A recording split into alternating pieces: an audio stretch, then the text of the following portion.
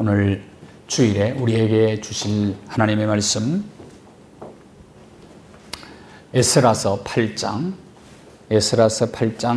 31절에서 36절까지의 말씀입니다.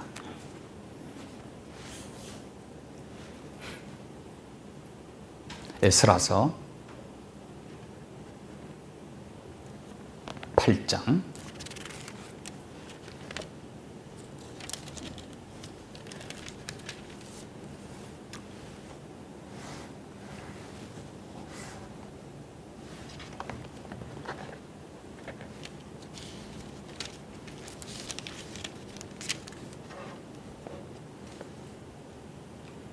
31절에서 36절까지의 말씀입니다. 말씀을 함께 봉독하겠습니다. 첫째 달 12일에 우리가 아하와 강가를 떠나 예루살렘으로 갈새 우리 하나님의 손이 우리를 도우사 대적과 길에 매복한 자의 손에서 건지신지라. 이에 예루살렘에 이르러 거기서 3일간 머물고 제4일에 우리 하나님 성전에서 은과 금과 그릇을 달아서 제사장 우리아의 아들 무레모스의 손에 넘기니 비느하스의 아들 엘르아살과 레위 사람 예수아의 아들 요사밧과 빈누이의 아들 노야다가 함께 있어 모든 것을 다 세고 달아보고 그 무게의 총량을 그때에 기록하였느니라. 사로잡혔던 자의 자손 곧 이방에서 돌아온 자들이 이스라엘의 하나님께 번제를 드렸는데 이스라엘 전체를 위한 수송아지 12마리요 또 순양이 96마리요 어린 양이 77마리요 또 속죄제의 순염소가 12마리니 모두 여호와께 드린 번제물이라. 무리가 또 왕의 조서를 왕의 총독들과 유브라데 강 건너편 총독들에게 넘겨주매 그들이 백성과 하나님의 성전을 도왔느니라. 아멘.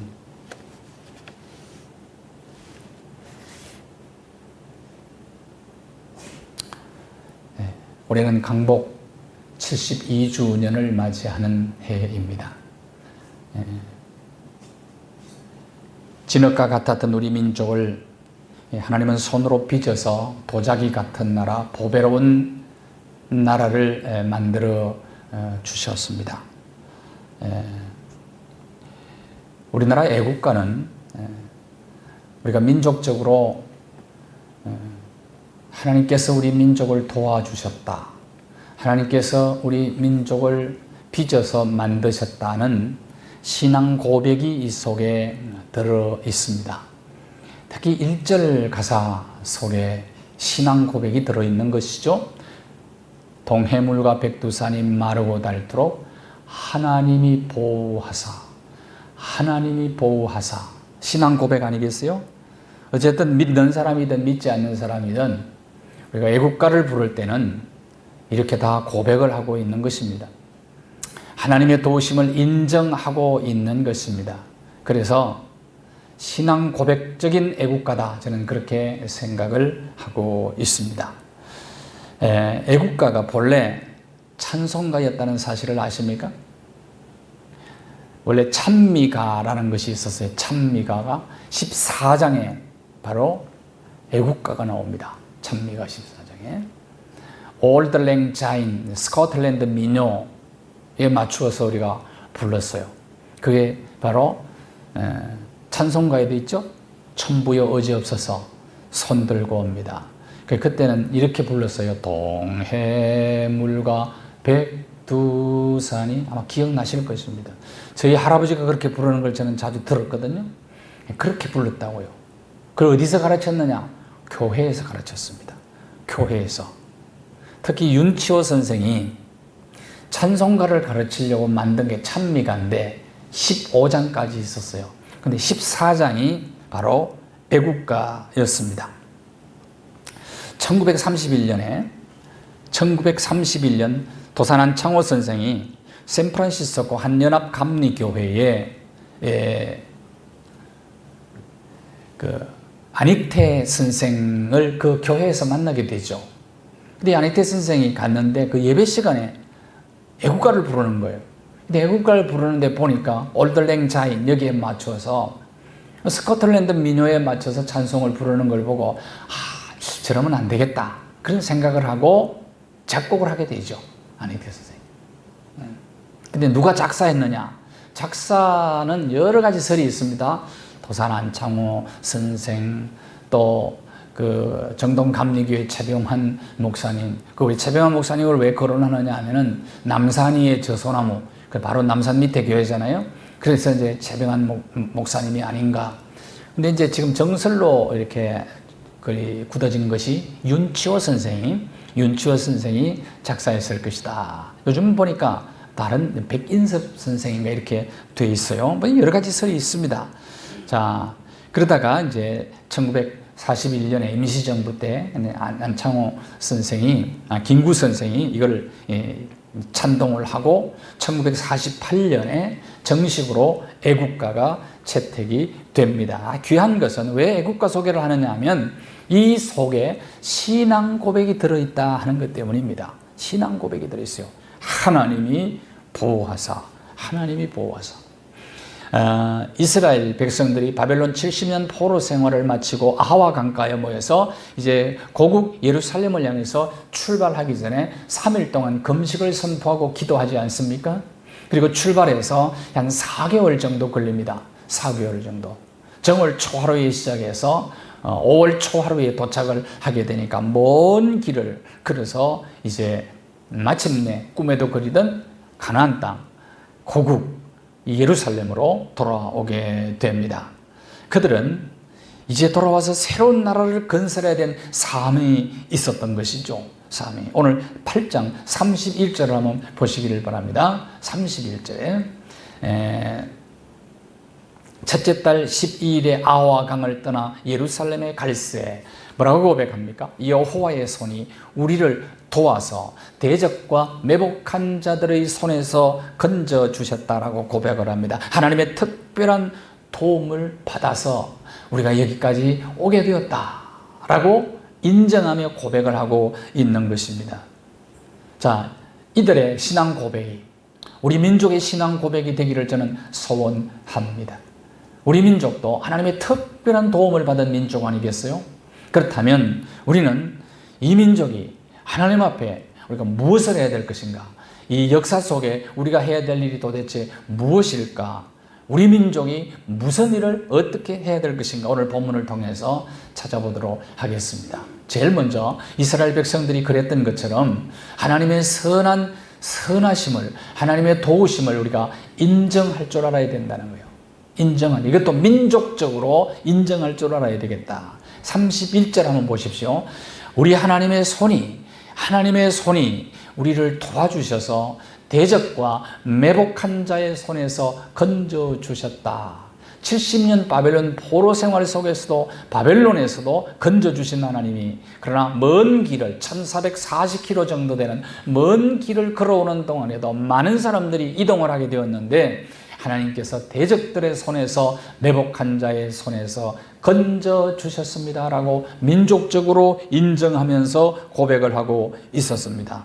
자, 우리 민족도 전 민족이 함께 하나님의 도우심을 인정하고 고백하는 그런 민족이 되기를 소원합니다. 자, 7장 9절 한번 보세요. 7장 9절에 얼마나 걸렸다고요? 그때 첫째 달 초하루에 출발해서 다섯째 달 초하루니까 4개월 동안 긴 여정 하나님께서 도와주셨다는 것입니다. 도와주셨다. 우리 민족의 건세사를 살펴보면요, 우리 민족도 이렇게 고백하고 인정하지 않을 수가 없습니다. 우리 민족의 건세사에 큰 두 가지 역사적 사건이 있었습니다. 그것은 하나 바로 일제 36년 강점기가 아니겠어요? 일제 36년입니다. 언어를 잃었고 우리가 이름도 잃었고 정체성도 잃어버리고 36년 우리가 노예처럼 살지 않았습니까? 그럼에도 불구하고 우리는 우리 말을 잃어버리지 않았어요. 그리고 우리가 중요하게 생각했던 나라 사랑, 이거 잃어버리지 않았단 말입니다. 만일에 원자폭탄이 떨어지지 아니하고 유엔군이 우리나라에 오지 않았다면 우리나라 나중에 어떻게 됐을까 그런 생각을 해봅니다. 아직도 우리가 노예로 살 수도 있을 거죠. 그렇지 않습니까? 이거는 하나님의 특별한 도우심이 있었다는 거예요. 함석헌 선생이 쓴 뜻으로 본 한국 역사라는 책에 그런 얘기를 했습니다. 우리의 해방의 사건은 도둑같이 찾아온 하늘의 선물이다. 그렇게 얘기했습니다. 도둑같이 찾아온 하나님의 선물이었다. 하늘의 선물이었다. 그래서 우리가 전혀 기대하지 않았던 것입니다. 독립을 위해서는 그토록 노력을 많이 했지만은 이렇게 갑자기 해방될 것이라는 것은 꿈에도 생각지 못했다는 얘기입니다. 해방은 하늘의 선물이었다.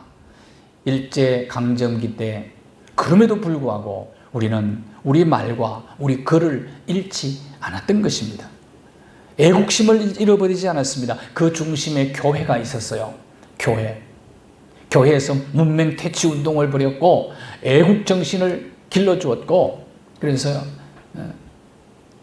애국지사 33명 중에 16명이 바로 그리스도인이었고, 애국지사들 대부분의 이렇게 보면 3분의 2 정도 된다고 그래요. 3분의 2 정도가 그리스도인이었습니다. 원자폭탄 히로시마 나가사키에 투하되고 소련군이 개입을 했어요. 그래서 김정민이라는 고대사를 연구한 박사가 그런 얘기를 하더라고요. 원자폭탄 때문에 일본이 손든 게 아니고 소련군이 개입을 했기 때문에 손을 들었다. 그렇게 해석을 하더라고요. 그래서 결국은 일본이 항복을 한 그날 8월 15일이죠. 1945년 그때 가장 기뻐했던 것이 어디냐면 교회와 그리스도인들이었어요. 왜? 앞장섰었기 때문에 나라 독립을 위해서 그랬던 겁니다. 하나님의 도우심이에요. 하나님의 도우심. 그 다음에 건세사의 두 번째 위대한 큰 사건이 뭐냐면 6.25 전쟁 아닙니까? 6.25 전쟁. 그때 군인 97만 명, 민간인 250만 명의 사상자를 냈습니다. 기관시설 75%가 다 무너져 버리고 말았어요.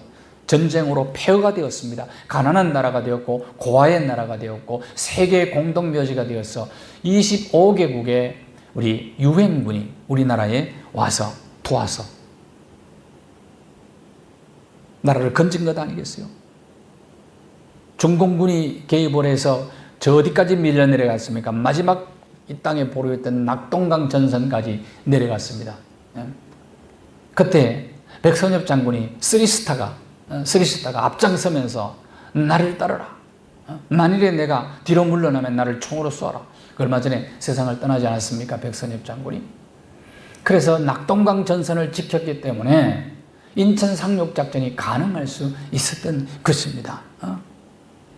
유엔군이 또 참전이 없었다면 어떻게 되었을까? 유엔 안보리가 열렸을 때 유엔 안보리가 소련이 왜 거부권을 행사하지 않았을까? 그때 소련군이 연합군이었거든요. 소련도. 근데 소련이 왜 거부권을 행사하지 않았을까? 우리는 답을 알고 있습니다. 하나님이 하셨다 이거죠. 하나님이 그렇게 하신 것입니다.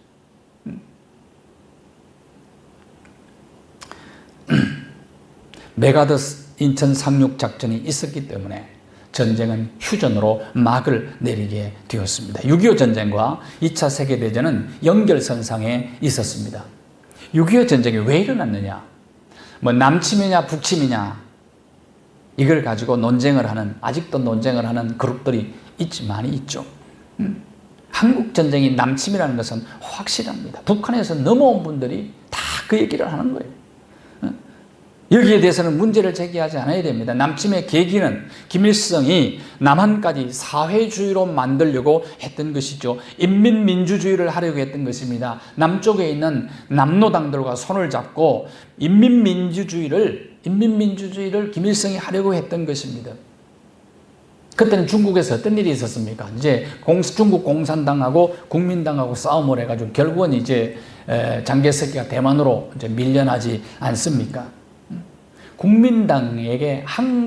국민당이 이제 공산당에 항복을 한 거죠. 졌으니까. 근데 그 많은 국민당 군인들이 중국 공산당에 인민군에 있었던 거죠. 근데 그 남은 사람들이 나중에 폭동을 일으키면 골칫거리가 될 수 있으니까 한국 전쟁에다 그 상당수를 투입을 시켜버렸다는 거예요. 그들이 이제 인해 전술을 쓰게 된 거죠. 미국 국무장관이 에치선이라는 국무장관이 에치선 9을 그었는데 일본, 필리핀을 쫙 그어버렸어. 우리나라하고 대만은 제외됐어요. 인도네시아하고. 그래서 공산주의자들이 천을에 온 겁니다. 많은 비밀을 제공한 거죠. 에치선 9을 한국까지 그었으면 전쟁 안 일어나도 될 뻔했는데 사실.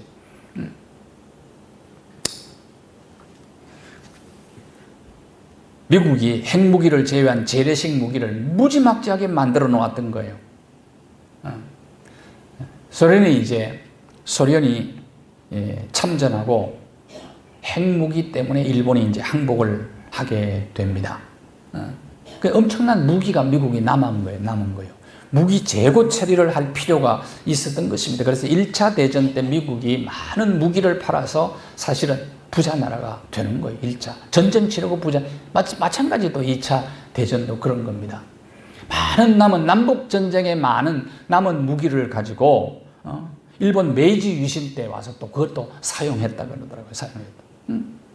그러니까 보면 여러 나라의 이해관계가 맞아떨어가지고 6.25 전쟁도 또 일어나게 된 겁니다. 그래서 이승만 대통령이 에치선 9에서 우리가 제외되었다고 강력하게 반발하기도 했었죠. 대만이요, 본토 침략 작전을 하려고 했다 그럽니다. 그런데 미국이 하지마! 그랬다고 그래요. 하지 마라. 그래서 못한 거예요. 만약에 그때 대만이 중공을 그냥 다시 쳐서 들어가서 무주공산으로 쳐들어가서 양쯔강 유역을 다 차지할 수 있었다는 거예요. 미국이 하라고 했다면. 그때는 7억 정도의 나라를, 강대국이 되는 거죠. 7억 정도의 나라를 갖는.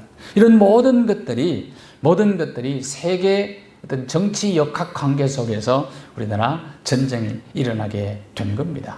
된 거예요. 오늘도 마찬가지예요. 힘을 가졌으면 다른 힘 있는 나라가 올라오는 것을 이렇게 자꾸 억누르려고 하죠. 지금도 중국과 미국이 지금 패권 전쟁을 하고 있는 것도 바로 그런 청나라가 굉장히 그때 영국보다 무역을 더 많이 했다고 그러는데 옛날에. 근데 영국이 가만히 안 둔 거예요. 그러니까 아편 전쟁을 일으켜가지고 꺾어버린 겁니다. 이게 국제관계 아니겠어요? 국제관계. 거기에서 대만과 한국이 희생양이 된 것입니다. 그럼에도 불구하고 이제 한미 동맹을 맺게 되어서 오늘까지 오게 된 거, 이것도 하나님이 하신 일 아니겠어요? 엄청난 무기를 사실은 미국이 지금 가지고 있습니다. 미국이. 세계 불황 한 번에 극복할 수 있는 방법이 하나 있는데 그것은 전쟁하는 거예요. 전쟁. 전쟁은 우리나라에서는 일어나면 안 돼요. 절대로 일어나면 안 돼요. 어디서 일어나면 좋을까? 내가 한번 생각해 봤어요. 남중국해에서 일어나면 괜찮은 것 같아요. 그러면 우리가 파병을 해야 될 거 아니에요.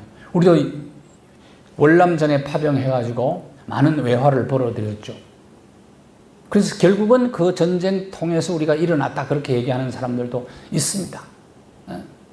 세계 경제 불황을 가장 빨리 회복할 수 있는 것은 전쟁이 일어나는 것이다 라고 해석하는 사람들이 많이 있어요. 그 어디서 일어나냐? 자, 중국이 말이죠. 중국 공산당이 무너지고 중국 나라가 너무 크니까 이렇게 연방으로 갈라지고 분열되고 했을 때, 그때 우리가 평화유지군을 어디로 보내면 좋을까? 만주로 보내면 좋을 것 같아요. 만주로 보내가지고 아예 철수를 안 해버리면 옛날에 고구려였던 고토를 회복하는 거 아니겠어요? 자, 그러니까 이런 어떤 관계 속에 있는데 모든 것 돌아보면 하나님이 도우셨다는 거예요. 하나님이 도우셨다. 우리 민족적으로 우리는 이렇게 고백하지 않을 수가 없어요. 이걸 인정하지 않을 수가 없단 말입니다. 돌아가는 상황을 가만히 보면 참 보세요. 예, 비트코인 열풍이 분 적이 있었어요. 그 사실은 다 보니까 중국에서 배후에 조절한 내용들이 굉장히 많더라고요. 그 비트코인을 상속세를 주면 상속세를 안 낸다고 해서 그래서 많이 사들인 적이 있지 않습니까? 중국 부자들이 와가지고 강남 아파트가 저렇게 폭등하는 이유도 중국과 무관하지 않다고 저는 봅니다. 그러니까 그들 나라에 특혜를 줘버린 거죠. 제주도도 마찬가지고. 이런 거. 가상화폐, N어방 암호화폐 이런 것도 다 어떤 배경에 뭔가 정치적인 것들이 많이 들어있는 거예요. 이런 상황 속에서 이 나라가, 자 보세요, 태양광 시설 많이 했잖아요. 우리가 그 판넬을 우리나라에서 얼마든지 만들어서 중소기업이 할 수 있는데 그 중국제를 다 썼다고. 근데 우리나라 중소기업이 어려우면 돈 또 대줘요. 또 그러지 말고 그 판넬을 그냥 써버리면 될 텐데, 우리 거를 썼으면 그걸 훨씬 더 살려주는 길인데, 그런 걸 보면은 참 우리나라가 지금 미국과 중국의 패권 전쟁 속에서 우리가 어떻게 처신해야 될 것인가를 생각을 해야 돼. 지금 우리가 어떻게 처신해야 될까? 나라와 민족을 위해서 지금 우리는 많은 생각을 해야 될 때에 와 있다. 지금까지 하나님의 도우심 속에서 이 나라가 여기까지 온 것 아니겠어요? 우리는 민족적으로, 자, 국난을 극복하기 위해서 6.25 전쟁 때 달랑 부산만 남았을 때 부산 초량교회에서 구국 기도회를 열었습니다. 그런데 그 기도회 하는 중에 인천 상륙작전 소식을 들었고 연합군 유엔군이 우리나라에 온다는 소식을 기도회 중에 듣게 되는 것입니다. 은혜죠. 은혜. 하나님이 도우사. 하나님이 도우사. 우리는 우리 민족을 버리지 않으신 하나님의 선하신 손의 도우심을 인정해야 됩니다. 인정해야 됩니다. 하나님이 보호하사. 하나님이 보호하사. 그 다음 또 하나, 하나님의 도우심을 인정할 뿐만 아니라 감사했어요. 이스라엘 백성들이. 고국으로 돌아와서 그들이 하나님 앞에 제일 먼저 한 일이 무엇입니까? 하나님 앞에 번제를 드렸어요. 그리고 여기 중요한 단어가 있습니다. 35절 보세요. 이스라엘 전체를 위한 수송아지 12마리. 12지파를 상징하죠. 그 다음에 속죄제의 순념소 12마리 이렇게 나와 있어요. 이건 민족적으로 감사했다고 말이에요. 자, 민족적으로 하나님의 도우심을 인정하고 민족적으로 감사하고 이거 우리가 해야 될 일이죠. 우리 민족도 이 일을 해야 되는 거죠. 우리가 민족적으로 하나님의 손이 도우셨다고 정말 진지하게 민족 전체가 감사할 수 있다면 우리는 역사가 달라질 거예요. 하나님의 섭리를 우리는 믿는 사람들 아닙니까? 하나님은 우리 민족을 구원하시고 도와주신 하나님은 지금도 살아계시다고 말이죠.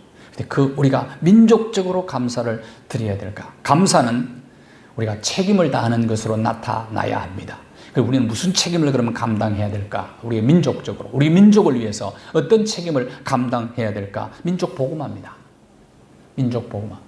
시온에 돌아온 이스라엘 백성들은 민족 전체가 하나님 앞에 감사 제사를 드린 것이죠.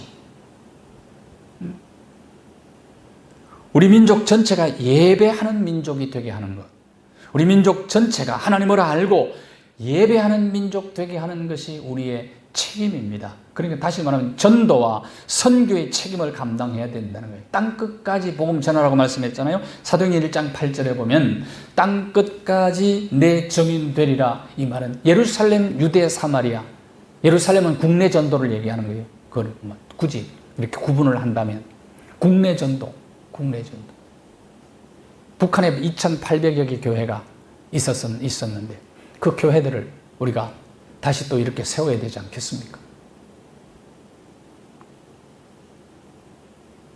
나라 전체가 하나님을 알고 하나님을 예배하는 민족이 되고 그리고 하나님 앞에 감사하는 민족, 그런 민족이 되게 하는 것이 우리의 책임이다. 그러니까 전도와 선교의 책임입니다. 이 책임을 우리가 감당해야 되는 거죠. 그 다음 이웃사랑의 책임이요. 이웃사랑. 이제 8장 1절부터 나중에 여러분 읽어보십시오. 잠깐만 읽어보시면 1절부터 14절까지를 이렇게 잘 살피면서 읽으며 함께라는 단어를 여러분이 찾아보십시오. 8장 1절부터 14절까지 함께라는 단어가 12번 정도 나옵니다. 12번. 함께. 이건 공동체를 의미하죠. 함께 성전을 세우고 이스라엘이 돌아온 사람들이 함께 나라를 새롭게 세운 것입니다. 다시 말하면 거룩한 공동체를 이룬 거죠. 이스라엘도요, 파별이 많습니다. 우리나라 민족이 안고 있는 고질병 같은 병이 하나 있는데 우리 민족의 병인데 그것이 바로 파벌입니다. 파벌. 노른 소른 남인 북인 뭐 얼마나 파가 지금 여전히 계속되고 있어요. 지금도 이 갈등의 골이 얼마나 깊은지 몰라요. 지금 어쩌면 지금 더 깊어져 가고 있는 것 같아요. 심각할 정도로. 이스라엘도 역시 마찬가지였어요. 바벨. 그럼에도 불구하고 저들은 어떻게 했어요? 나라를 일으키기 위해서는 하나가 됐단 말이죠. 그러니까 나라를 바로 세우기 위해서는 우리가 모든 걸 극복하고 하나가 되어야 되는 거죠. 이것이 우리의 책임이단 말이에요. 이웃사랑. 자, 전도와 선교가 명령인데 이보다 못지않게 큰 명령이 있다면 이웃사랑의 명령이다. 이웃사랑. 거룩한 공동체를 이루는 것이죠. 우리가 가장 연약한 이웃을 끌어안는 민족이 되게 하는 것, 지극히 작은 자 하나도 소외되지 않도록 돌아보는 민족이 되는 것, 북한 동포들도 진심으로 사랑하는 민족, 그들을 끌어안고 비무장지대에 저는 평화의 공원을 만들어서 우리가 함께 잘 사는 세상, 세계 속의 한국, 이 민족을, 이 나라를 만드는, 이런 나라를 만드는 데는 우리가 하나가 되어야 된다 이 말이죠. 하나. 이것이 우리의 책임입니다. 책임. 어느 커피 가게 앞에는 게시판에 종이 쪽지가 늘 하나씩 붙어 있다고 그래요. 그게 뭔가 하면 그 종이 쪽지를 들고 들어가면은 커피를 한 잔 마실 수가 있어요. 왜? 바로 전에 커피를 마신 사람이 그 다음 사람에게 커피를 마실 수 있도록 돈을 지급한 거예요. 그래서 돈이 없어 커피 마시는 즐거움을 누리지 못하는 사람을 위해서 그렇게 하는 거예요. 그런 가게가 있더라고요. 그런 가게가. 이웃사랑에 책임을 다하겠다는 거예요. 구체적으로. 이것이 바로 사랑 실천 아니겠어요? 우리나라가 어떻습니까? 수많은 강대국에서 짓밟혀온 갈기갈기 찢어졌던 나라 아닙니까? 그래서 함석헌 선생이 그런 얘기를 했더라고요. 갈기갈기 찢겨진 갈보를 거룩한 여왕으로 단장시켜야 된다 우리가. 그러면서 민족혼을 심어주었던 사람들이에요. 이 사람들. 성경을 통해서. 해방이 하나님께서 주신 특별한 선물이라면 그럼 우리의 책임이 있다는 거예요. 이 나라를 거룩한 왕비처럼 만들어야 되겠다는 거예요. 우리의 책임이라는 거예요. 복음으로, 사랑으로. 그러면서 함석헌 선생이 우리가 로댕의 역할을 해야 된다는 거예요. 사람을 세상으로 만드는 것은, 공동체를 새로운 공동체로 만드는 것은 복음밖에 없습니다. 복음의 능력밖에 없어요. 그래서 그들이 제일 먼저 한 일들이 성경 공부한 겁니다. 나라를 일으키기 위해서. 일본에서부터 시작해가지고 성경 공부를 시작해서 이 나라에 와서도 성경 공부를 계속 시켰던 거예요. 그 지도자를 세운 거예요. 그래서 오늘 이 나라가 있는 겁니다. 복음은 사람을 새 사람으로 만드는 능력이란 말이에요. 복음은 모든 믿는 자에게 구원을 주시는 하나님의 능력 아닙니까? 이 사명을 감당해야 된다고요. 우리 모두에게 이런 책임이 주어졌다는 사실을 잊어버리면 안 됩니다. 나이지리아 어떤 노예 시장에 노예들을 쭉 이제 파는 거예요. 어느 소년이 가족 전체가 노예로 팔려가게 되었어요. 노예로. 가족들이 뿔뿔이 흩어지게 되었어요. 이 소년은 미국으로 가는 불법 노예선에 태워집니다. 태평양을 진입하던 이 노예선이 영국 군함의 검문을 받게 되었습니다. 영국 군인들이 바로 불법 노예선임을 알고 선원들을 모두 납포하게 됩니다. 그때 영국 군종 목사가 그 노예들 틈에 유난히 얼굴이 유난히 까만 아이가 하나 있었어요. 이 소년이. 마음속에 이런 마음이 듭니다. 저를 양자로 삼아야 되겠다. 그리스도께서 저를 만져주시면, 그리스도께서 터치하시면 앞으로 저는 어떤 인물이 될 것인가. 그를 사요. 담배 한 부대와 교환을 해서 팔려가는 사람이었어요. 그러니까 뭐 몇 푼 주고 산 거예요. 그를 잘 양육을 합니다. 양육을 해요. 30년 후에 미국 나이지리아 최초로 감리교 감독 취임식을 하게 되었는데, 바로 30년 전에 샀던 그 노예 소년이 바로 그 감독이 되는 겁니다. 나이지리아의 역사를 바꿔놓은 거예요. 그는 유명한 성서신학자가 되었고 나이지리아 민족 지도자가 됩니다. 이게 복음의 능력이죠. 하나님 하시는 일은 신비롭습니다. 하나님의 손은 참 오묘한 손입니다. 오묘한 손. 저는 한 주간 동안 빗속에 있다가 왔는데요. 하동에 오랫동안 묵혀진 집에 가서 손을 봤더니 무질서가 질서로 바뀌고, 난 그래서 이 손이 참 귀하구나. 손이 귀하구나. 손이 움직이면 모든 것이 아름답게 만들어지는 거예요. 정돈되고 조화를 이루고, 공한 곳도 채워지고. 우리 하나님의 손은 어떻겠나? 여러분 노동을 해보세요. 노동을 하면요 금방 손이 얼마나 위대한지를 알 수가 있단 말이죠.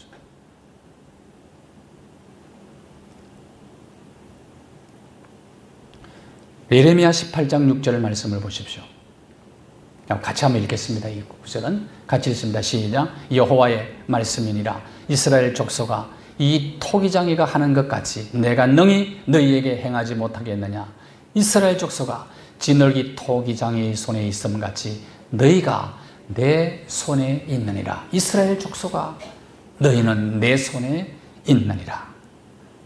민족적으로 우리는 하나님 안에서 새로워질 수가 있습니다. 진흙 같은 야곱을 이스라엘로 빚어서 작품으로 만들어 주셨던 것처럼 우리 민족도 하나님이 그렇게 하나님 손으로 빚어주신 것 아니겠느냐. 고린도서 5장 17절, 누구든지 그리스도 안에 있으면, 하나님의 손에 잡혀 있으면 새로운 피조물이 될 수 있는 겁니다. 새로운 피조물, 보라 새 것이 되었도다. 복음 안에서 우리나라 민족, 우리 민족은 얼마든지 새 민족이 될 수 있습니다. 하나님이 보호하사 우리나라 만세. 기도하겠습니다. 하나님 아버지, 감사합니다. 질고의 역사 속에서 이 나라 이 민족을 하나님께서 건져주시고 하나님이 도와주셔서 세계 속의 한국 되게 하여 주셔서 감사합니다. 일제 상륙 16년 강점기 때도 정체성을 잃지 않고 나라 사랑하는 마음 잃지 않고 이 나라가 독립을 하여 하나님 자유를 얻게 되었고 6.25 전쟁을 겪으면서도 한강의 기적을 이루어 오늘 대한민국 되게 하신 하나님의 손, 하나님의 도우심 인정하며 우리 민족적으로 하나님 앞에 감사하고 나라와 민족을 위해서 또 세계 속에 우리가 감당해야 될 책임을 잘 감당하며 사명을 이루는 이 나라 이 민족과 그리고 한국교회와 모든 성도들 되게 하여 주시옵소서. 예수 그리스도의 이름으로 기도하옵나이다. 아멘.